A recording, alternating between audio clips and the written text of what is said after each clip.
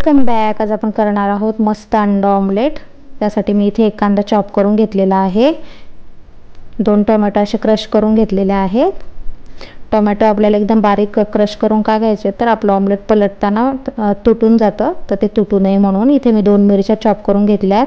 थोडीशी कोथिंबीर, पाव चमचा मी इथे हळद घेतली आहे आणि आता चवीनुसार मीठ टाकून घेते आणि आता हे आपण मिक्स करून घेऊयात. आता अंडं घेतलेलं आहे ते असं फोडून मी याच्यामध्ये टाकून घेते. पूर्ण पांढरा भाग त्याचा काढून घ्यायचा आहे टरफलांमधला.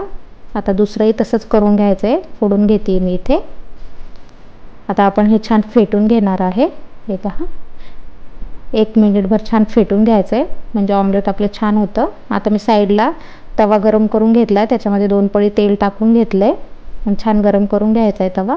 हे पहा, आता आपलं हे मिश्रण त्याच्यावर ओतून घेतलं आहे, त्याला छान पसरवून घ्यायचं आहे.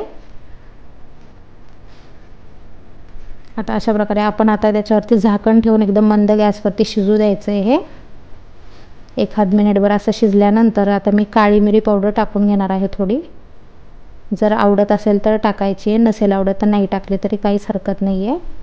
आता पुन्हा आपण चेक करून घेऊया, आपण पलटू शकतो का. तर अजून थोडंसं कच्चं आहे, तर आणखीन 1 मिनिटभर झाकण ठेवून शिजून घ्यायचं आहे. आता आपण हे ऑमलेट पलटून घेऊया म्हणजे तुटणार नाही आहे. हे पहा, एकदम छान व्यवस्थित पलटलं गेलं आहे. आता आपण दुसऱ्या बाजूने शिजू देऊयात छान. आता हे आपलं ऑमलेट तयार आहे. आता आपण एका ताटामध्ये हे सर्व करून घेऊयात. आता मी हे ब्रेड बरोबर सर्व करते आहे. थोडासा कांदा आणि लिंबू, अशा प्रकारे आपलं ब्रेड ऑमलेट तयार आहे.